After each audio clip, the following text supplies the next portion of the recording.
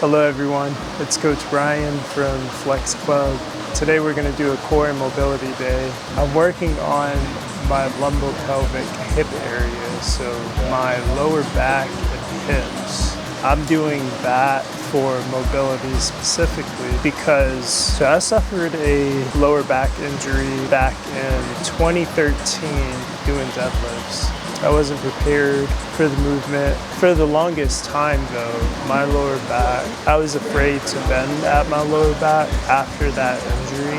I was very avoidant of rounding and also doing exercises that directly trained the lower back because I was scared to move it in fear of having a bad flare-up. I did get imaging for my lower back. It did show L5-S1 herniated disc. I actually did 2 rounds of PT. The first round I did for 3 months or so, and then insurance didn't want to give me any more visits for it, so I was kind of just left on my own to figure it out, I guess, because I couldn't afford PT at the time. And then I ended up working at this PT clinic and then getting treated there. I was treated for 4 to 6 months. From that point on, I ran into the same issue with the insurance. So that's what we're doing now. We're working on that hip mobility, just doing things to continue to help open up my hips and keep them strong and mobile. Same thing with my lower back and core. That is what I'm working on. The goal is to be strong, mobile, and pain-free for life, or at least most of your life. Little aches and pains like randomly might come about, but you shouldn't be living your whole life in chronic pain, you know what I mean? Like that's not normal. That can be fixed. The first exercise I'm gonna do is child's pose, and I'm gonna do a breathing exercise with it. So I'm gonna place this exercise mat kind of right under the rib cage, at the bottom of the rib cage. I'm gonna lie on that while I'm doing my child's pose. We're gonna do a 4-second inhale, pause, and then 6-second exhale. We're gonna do this for 5 reps. So 5 breaths for 2 sets. And then that's just gonna help me push my rib cage back a little bit. If you have anterior pelvic tilt, what tends to happen is your lower back arches and then your rib kind of opens up and flares a bit. Basically, I'm trying to correct my pelvis and rib cage alignment with this exercise, as well as incorporate deep breathing in order to help calm the lower back down. So I'm gonna focus on 360-degree breathing. So we're breathing out through the sides and through my lower back. You're gonna focus on expanding to the ceiling. That just helps calm your nervous system, and that'll help relax the muscle. Feels pretty relaxing. I'm gonna do some foam rolling, SMR, self-myofascial release. I'm gonna just do 2 areas, my hip flexor, top of my thigh, and my glute. I'll hold it for 30 seconds to a minute each side. I'll go up to 2 minutes. It all depends on how I'm feeling. Definitely spend at least 30 seconds on a tender area. Just to help calm the muscle down, helps me get into stretches or movements a little bit more easier. And I can tell the difference if I roll these areas first versus when I don't. Now that we've done our foam rolling, I'm gonna go ahead and go into a weighted butterfly stretch. I'll hold it for about 1.5 to 2 minutes. Try to get my feet in as close as I comfortably can while making sure my lower back is up against the wall here. Just stretching the muscles of the thigh there. A lot of times tight adductors can lead to low back pain because the adductors connect directly to the pelvis. So if they're tight, it can definitely pull the pelvis down and cause a little bit of that anterior pelvic tilt. I do have tight adductors. My right side is definitely tighter than my left side. You'll be able to see that during the stretch. My left side will be able to go down a little bit further the weight helps me get into that deeper stretch. And I'm gonna do it up against the wall, really trying to focus on having my lower back flat against the wall as I sit into that position. The goal is to be able to get my knees to the ground. I'm not there yet, but we'll definitely get there with some practice and some consistency. So next exercise I'm gonna do is a supine knee side to side, supine knee drops. I'm gonna put this roller in between my knees just for alignment and kind of activate my inner thigh a bit. I'm doing 2 sets of 8 to 10 reps. We're gonna do that for some rotational mobility of the spine. Also trains your core a bit as well. You can do this exercise with your heels on the ground as well if you want to make it a little more friendly for your lower back. The next exercise we're going to do is the side plank hip drops. This movement we're going to be working on hip and low back mobility with some core strengthening. We're opening up that QL and all the other muscles that help laterally bend the spine, getting a little bit of glute mobility action and supporting leg. Yeah, and it's a great exercise to help strengthen the obliques as well. So the next movement that I'm going to do is the banded lumbar cat-cow or cat-camel. I usually like using the longer bands that are looped, but if you have like these work. These work to loop the resistance tube in through the carabiner. We're gonna do just 2 sets of 10. Right over that lumbar spine. Sit back on the heels. Keep your back straight. The objective is not to move your thoracic or your cervical spine. You want to keep those still. You're gonna arch, go into extension, pushing against that band, and then going into flexion. So tucking your pelvis under, and then at this point the band is helping me tuck more. The purpose is to help isolate the lower back, be able to control the flexion and extension of the pelvis as you're moving. This will help with being able to connect with your lumbar spine during movements and help keep it mobile.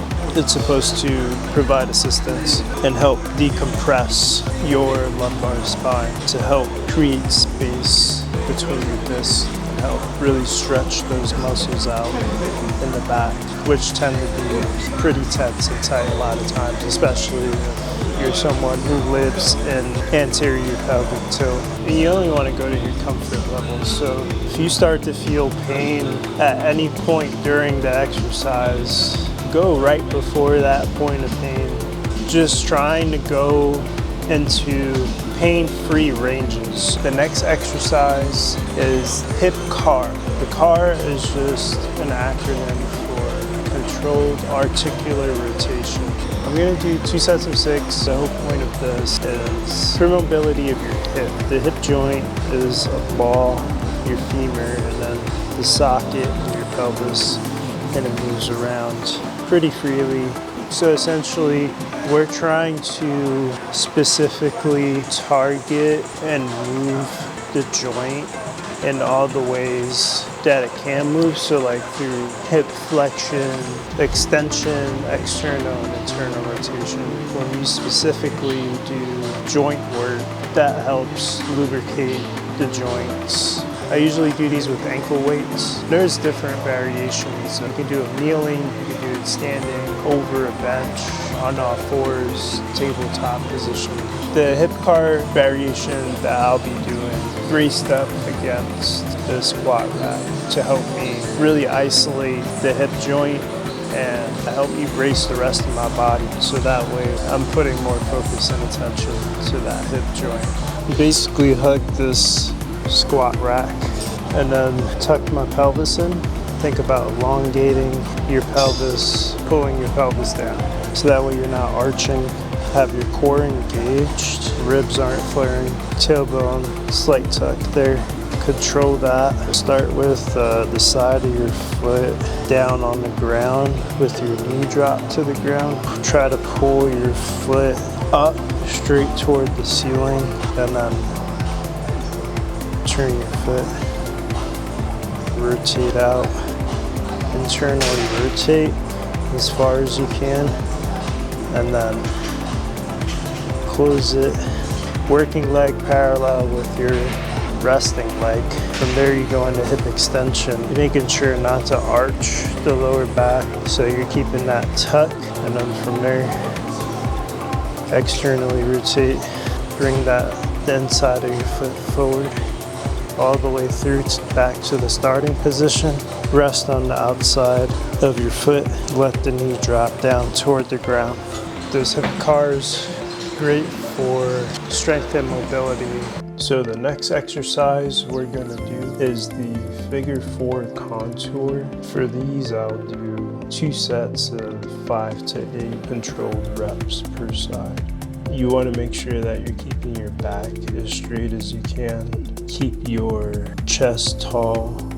Make sure your chest doesn't collapse forward and you're giving those shoulder blades a little bit of a squeeze.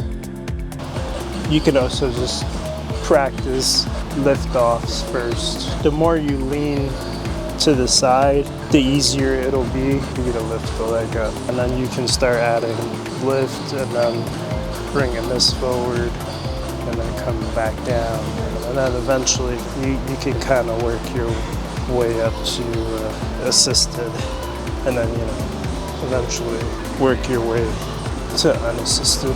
This is a dynamic hip mobility exercise that combines internal and external rotation, strengthening and moving those hips through the controlled end ranges. It gets the glute med and min involved to help stabilize your hips and help with controlled rotation. It also trains that hip flexor and adductor strength as well. Being able to strengthen and open up these areas of your hip can help improve your squat depth and comfort, may help reduce hip pinching and impingement feelings. Whew. God damn. This is my harder side. Yep, this is my harder side. The next exercise I'm going to perform is the deadbug with a contralateral isometric hold to the knee. That's just gonna help with keeping the rib cage pulled down. It's gonna help reinforce pelvic control. So yeah, it creates crossbody core activation. So it's supposed to mimic how your core stabilizes during walking, running, and lifting, and help prevent unnecessary movement of your lumbar spine. And you don't have to worry about getting your heel all the way down, just really straightening the arm and leg straight out toward the wall. Oh, those are tough. Those are definitely tough when you do them correctly. I plan to progress these, eventually adding weights to the arm and legs. I got, I think one more exercise. Oh, it is. Hey. Are you recording? Yeah. It is 1:30 in the morning. It is 1:30. It's 2 in the morning. It's 2 in the morning. My next core exercise, I'm gonna do a GHD crunch. GHD is just, that just stands for glute ham developer. But yeah, we're gonna do this 2 sets of 8 to 10. Essentially, the whole goal with this is to work the hip flexors in a more lengthened state, so that way I'm able to get more stretch and range of motion. So I'm trying to improve my hip extension. I'll incorporate something like this with also static stretches mixed in there, like a couch stretch. Another thing about these, you might need to modify how much you extend your back. Dealing with injuries is definitely annoying. There are people that deal with the same nagging injury for many years. Just know that you can definitely get out of pain. There are many people people out there who have, and you can get better. But this is just all a matter of coming up with a good progressive plan and then sticking with it for long enough to see the results. And then, seeking help whenever you need, you definitely need to seek help. It's definitely worth it and important to get evaluated in some capacity to see exactly what's going on with your body and come up with a plan to address those issues. Get assessed and see what's going on. When you're programming and figuring out how to work around the pain, sometimes it takes a little trial and error to see what works best, where do you need to adjust. So I'm just looking to get back into heavy lifting. It's definitely a journey. Yeah, I definitely miss heavy lifting. I do love pushing my body to see what I'm capable of strength-wise. That was my core and mobility day for my hips and lower back. I hope you found some useful tips. Thank you for watching this video. I hope you guys have a beautiful rest of your day.